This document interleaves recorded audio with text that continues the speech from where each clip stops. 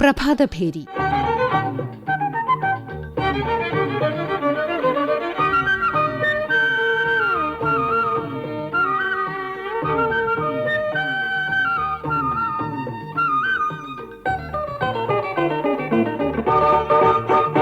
സുഗന്ധത്തിന്റെയും ഔഷധമൂല്യത്തിന്റെയും വാണിജ്യമൂല്യത്തിന്റെയും പേരിൽ ലോകമെമ്പാടും പ്രശസ്തമായ ചന്ദനമരങ്ങൾ പശ്ചിമഘട്ടത്തിലെ അമൂല്യമായ പ്രകൃതി സമ്പത്താണ്. ഒരു കാലത്ത് സ്വകാര്യ ഭൂമികളിൽ ചന്ദനം നട്ടുവളർത്താൻ കർഷകർക്ക് നിരവധി നിയമപരമായ നിയന്ത്രണങ്ങൾ ഉണ്ടായിരുന്നെങ്കിലും ട്രീ ബാങ്കിംഗ് പോലുള്ള പദ്ധതികളിലൂടെ സ്വകാര്യ ഭൂമികളിൽ ചന്ദന തൈകൾ വിതരണം ചെയ്ത് കർഷകർക്ക് ദീർഘകാല വരുമാന സാധ്യത ഒരുക്കാനാണ് വനം വകുപ്പിന്റെ ശ്രമം. അതേസമയം ചന്ദനമോഷണം, അനധികൃത വ്യാപാരം, സ്പൈക്ക് ഡിസീസ് പോലുള്ള രോഗങ്ങൾ, സ്വാഭാവിക ചന്ദനവനങ്ങളുടെ സംരക്ഷണം എന്നിവ ഈ മേഖലയിലെ പ്രധാന വെല്ലുവിളികളായി തുടരുകയാണ്. ഈ മേഖലയിലെ വെല്ലുവിളികളും സാധ്യതകളും പരിശോധിക്കുകയാണ് പ്രഭാതഭേരി. ചന്ദനം എന്ന് കേൾക്കുമ്പോൾ ആദ്യം മനസ്സിലേക്ക് വരുന്നത് അതിന്റെ അപൂർവമായ സുഗന്ധമാണ്. എന്നാൽ സുഗന്ധം പോലെ തന്നെ അതിന്റെ ജീവിത രീതിയും അത്ഭുതകരമാണ്. ആലുവ UC കോളേജിലെ ബോട്ടണി വിഭാഗം അധ്യാപിക ഡോക്ടർ രശ്മി GR. ചന്ദനം ഒരു അർത്ഥപരാഗ സസ്യം അഥവാ ചന്ദനത്തിന് സ്വന്തം വേരുകളും പച്ചയിലകളും ഉള്ളതിനാൽ പ്രകാശ സംശ്ലേഷണത്തിലൂടെ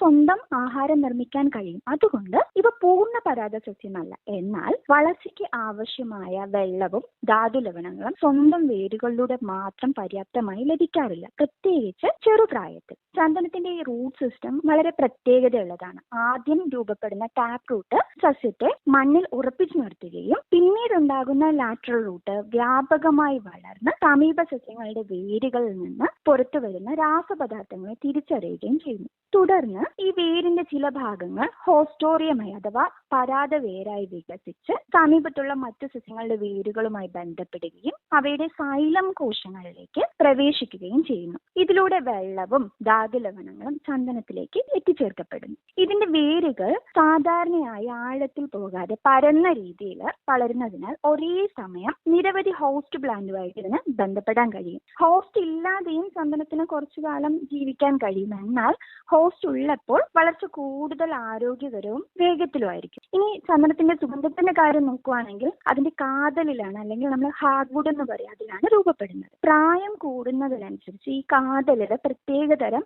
സുഗന്ധ തൈലം അടങ്ങുന്നു. നമ്മൾ എസെൻഷ്യൽ ഓയിൽ എന്ന് പറയും. സാധാരണയായിട്ട് ഒരു 15 മുതൽ 20 വർഷം വരെ പ്രായമാകുമ്പോഴാണ് കാതൽ നന്നായിട്ട് രൂപപ്പെടുകയും ഈ സുഗന്ധ തൈലത്തിന്റെ അളവ് വർദ്ധിക്കുകയും ചെയ്യുന്നത്. അതിനാൽ പ്രായം കൂടിയ ചന്ദന വൃക്ഷങ്ങൾക്കാണ് കൂടുതൽ സുഗന്ധവും സാമ്പത്തിക മൂല്യവും ഉണ്ടാകുന്നത്. നമുക്ക് ഇതിൽ നിന്ന് മനസ്സിലാവും, സ്വന്തം കഴിവുകൾ ഉപയോഗിച്ച് ജീവിക്കുമ്പോഴും ആവശ്യമായ സമയത്ത് മറ്റുള്ളവരുടെ സഹായം സ്വീകരിക്കാനും വിജയകരമായ ഒരു ജീവിതതന്ത്രം കൊണ്ടുപോവുകയാണ് നമ്മുടെ ചന്ദനമരം ചെയ്യുന്നത്. Ayurvedic physician doctor Dhanya K. 2 തരത്തിലുള്ള ചന്ദനങ്ങളാണ് യൂസ് ചെയ്യുന്നത്, രക്തചന്ദനവും ശ്വേതചന്ദനവും. നമ്മൾ ആയുർവേദത്തിൽ ഉപയോഗിക്കുന്ന സമയത്ത് നമുക്ക് ഉള്ളിലേക്ക് കഴിക്കുന്നതിന് വേണ്ടിയിട്ടുള്ള മരുന്നുകളിൽ കൂടുതലായിട്ടും ശ്വേതചന്ദനമാണ് യൂസ് ചെയ്യാറുള്ളത്. എന്നാൽ തൊലിപ്പുറമെയുള്ള കാര്യങ്ങളിലും ഒക്കെ ആയിട്ട് ഉപയോഗിക്കുന്നതാണ് രക്തചന്ദനം വരുന്നത്. ചന്ദനത്തിന് മറ്റൊരു ഗുണം എന്ന് പറയുന്നത് നമുക്ക് മനോരോഗങ്ങളിലും ചന്ദനം ഉപയോഗിക്കാവുന്നതാണ്. നമുക്ക് ചന്ദനാദി തൈലം പോലെയുള്ളത് ഉറക്കക്കുറവുള്ള കണ്ടീഷൻസിൽ തലയിൽ എണ്ണയായിട്ട് യൂസ് ചെയ്യാവുന്നതാണ്. കണ്ണിന് വരുന്ന അസുഖങ്ങളിലെല്ലാം നമുക്ക് ചന്ദനാദിവർത്തി. അതുപോലെ തന്നെയാണ് മൂത്രസംബന്ധമായ അസുഖങ്ങൾക്ക് നമുക്ക് ചന്ദനാസവം പോലെയുള്ള മരുന്നുകൾ കൂടുതലായിട്ട് ഉപയോഗിക്കാറുണ്ട്. ഒരുപാട് ചന്ദന ലേപനങ്ങൾ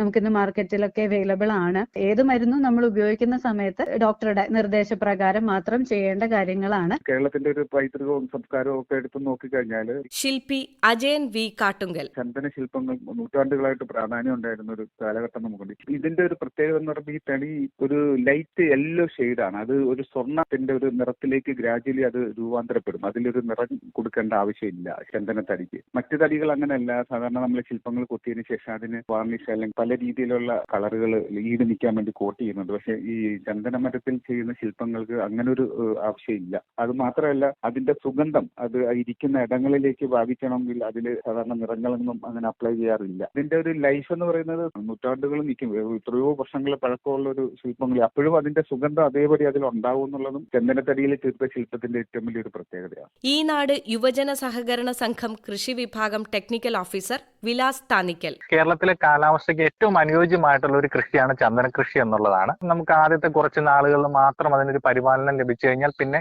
വലിയ പരിചരണമൊന്നും ഇല്ലാതെ നമുക്ക് മുന്നോട്ട് കൊണ്ടുപോകാൻ സാധിക്കുന്ന ഒരു കൃഷിയാണ്. മറ്റ് കൃഷികളിൽ നിന്ന് വ്യത്യസ്തമായിട്ടും ചുരുങ്ങിയത് ഒരു 20-25 വർഷത്തിന് ശേഷം മാത്രമായിരിക്കും നമുക്ക് അതിൽ നിന്ന് വരുമാനം കിട്ടുന്നത്. ഇപ്പം മറ്റു മരങ്ങളെയൊക്കെ അപേക്ഷിച്ച് ഇതിന് ചില തരത്തിലുള്ള ഫംഗൽ രോഗങ്ങളൊക്കെ ധാരാളമായിട്ട് കണ്ടുവരുന്നുണ്ട്. പിന്നെ മറ്റ് കൃഷികളിൽ നിന്ന് വിഭിന്നമായിട്ട് ഇതൊരു അർത്ഥപരാഗ സസ്യമാണ്. അപ്പോൾ എപ്പോഴും ഇതിനൊരു ഹോസ്റ്റ് പ്ലാന്റ് ഉണ്ടെങ്കിൽ മാത്രമാണ് ഇത് ശരിയായ രീതിയിൽ വളർന്നു വരത്തുള്ളൂ. പരിസ്ഥിതി പ്രവർത്തകനായ EP അനിൽ: ചന്ദനമരം ഓസ്ട്രേലിയ, ചൈന, വിയറ്റ്നാം തുടങ്ങിയ രാജ്യങ്ങളിലൊക്കെ ഈ മരങ്ങൾ വളരുന്നുണ്ടെങ്കിൽ പോലും ഇതിന്റെ ഏറ്റവും വിലപിടിപ്പുള്ള മരങ്ങൾ, അതിന് കാരണമായ ഇതിന്റെ ഗന്ധത്തിന്, ഇതിന്റെ മണത്തിന് കാരണമായ ആൽഫ സാൻഡലോൾ, ബീറ്റ സാൻഡലോൾ തുടങ്ങിയ ഉള്ളടക്കം ഏറ്റവും അധികമുള്ളത് കർണാടക, തമിഴ്നാട്, കേരള ബോർഡറിൽ വളരുന്ന മരങ്ങൾക്കാണ് എന്നത് ഒരുപക്ഷെ ഇന്ത്യയെ പറ്റി ലോകത്തിന് മുന്നിൽ മരങ്ങളുടെ പേര് പറഞ്ഞ് പരിചയപ്പെടുത്തുമ്പോൾ ഏറ്റവും ആദ്യം പറയേണ്ടി വരുന്ന മറ്റ് മരങ്ങളുമായി തട്ടിച്ചു നോക്കാൻ കഴിയാത്ത തരത്തിൽ വിലപിടിപ്പുള്ള, ഒരു ടണ്ണിന് ഏകദേശം 1 ലക്ഷം രൂപയോളം വില വരുന്ന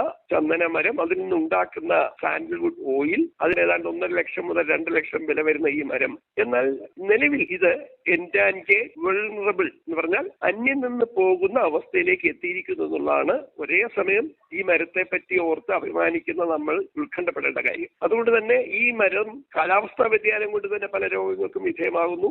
അതിന്റെ എണ്ണം കുറഞ്ഞു വരുന്നു. അതേസമയം ചന്ദന മരങ്ങളെ പറ്റി ലോകമാകെ സംസാരിക്കുമ്പോൾ അതിന്റെ ഏറ്റവും മുന്നിൽ നിൽക്കുന്ന ഇന്ത്യയുടെ ചന്ദന മരങ്ങൾ, അത് നമുക്ക് തരുന്ന സാമ്പത്തികമായ ലാഭം, നമുക്ക് തരുന്ന പ്രത്യേകമായ അംഗീകാരം, ഇതൊക്കെ നിലനിൽക്കണമെങ്കിൽ കാലാവസ്ഥാ വ്യതിയാനം ഉണ്ടാക്കുന്ന പ്രശ്നങ്ങളെ നമ്മൾ ഗൗരവതരമായി അഭിമുഖീകരിക്കണം. ഒപ്പം ഇത്തരം മരങ്ങൾ സംരക്ഷിക്കാൻ കഴിയുന്ന ആരോഗ്യകരമായ സമയങ്ങളും കൂടി എടുക്കണം. Marayur forest division DFO Suhaib PJ: Marayur forest ഡിവിഷനിൽ നിലവിൽ 9 ചന്ദന റിസർവുകൾ നമുക്കുണ്ട്. ഈ റിസർവുകളിൽ ഉദ്ദേശം 52,000 ചന്ദന മരങ്ങളുമുണ്ട്. ചന്ദനമരം വളരെ കടുപ്പം കുറഞ്ഞ മരമാണ്. അതുകൊണ്ട് ചെറിയ നേരം കൊണ്ട് ഇത് മുറിച്ച് കടത്തിക്കൊണ്ടുപോകാൻ സാധിക്കും. രാത്രിയിൽ ഫുൾ ടൈം ഉണർന്നിരുന്നാണ് ഇതിന്റെ സംരക്ഷണം ഉറപ്പാക്കുന്നത്. കൂടാതെ കേരള ഫോറസ്റ്റ് ഡെവലപ്മെന്റ് കോർപ്പറേഷൻ ഇത് നമ്മൾ കൊടുത്തതിന് ശേഷം അവര് ചന്ദന തൈലം ഉൽപ്പാദിപ്പിച്ച് വിപണനം നടത്തി വരുന്നുണ്ട്. ചന്ദനം ഓപ്ഷൻ ചെയ്ത് വിൽക്കുന്നത് വഴി പ്രതിവർഷം ഉദ്ദേശം 60 കോടി രൂപ സർക്കാരിലേക്ക് നമുക്ക് കൊടുക്കാൻ സാധിക്കുന്നുണ്ട്. ചന്ദന തൈലം ഇതിനു മുമ്പുണ്ടായിരുന്ന കേസുകളിലൊക്കെ പിടിച്ചു വെച്ചിട്ടുള്ളത് വർഷത്തിൽ ലേലം ചെയ്ത് ഈ ഓപ്ഷനിലൂടെ നൽകി വരുന്നുണ്ട്. ഉദ്ദേശം 2,70,000 രൂപയോളം 1 കിലോ ചന്ദന തൈലത്തിന് വില വരുന്നുണ്ട്.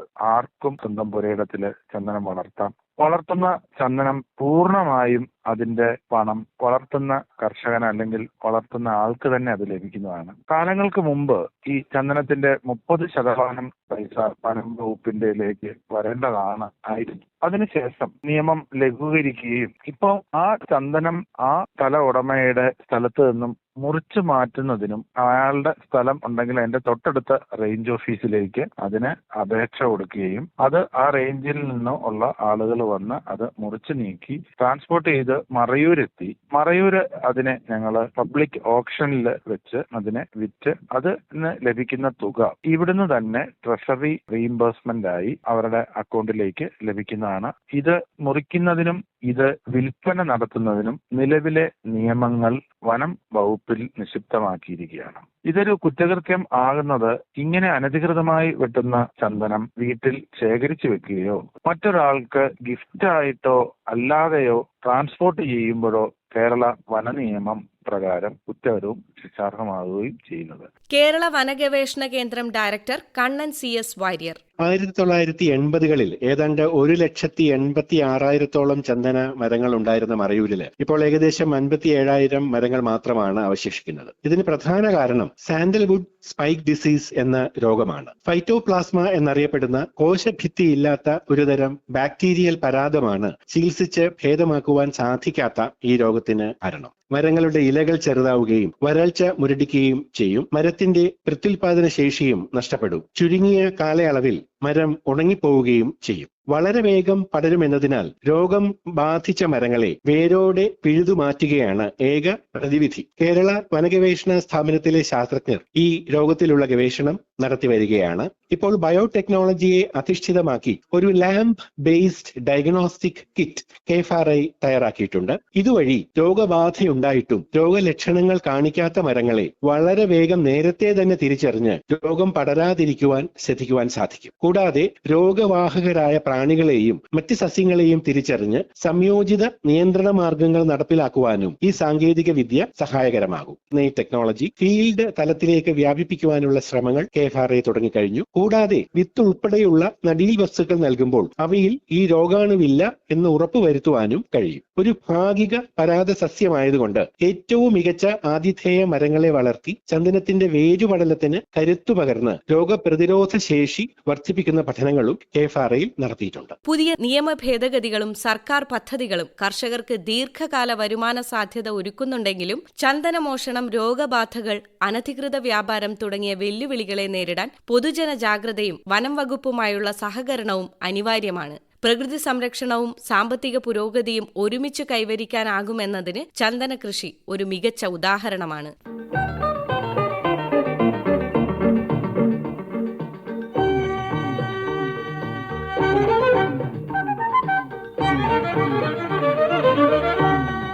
പ്രഭാതഭേരി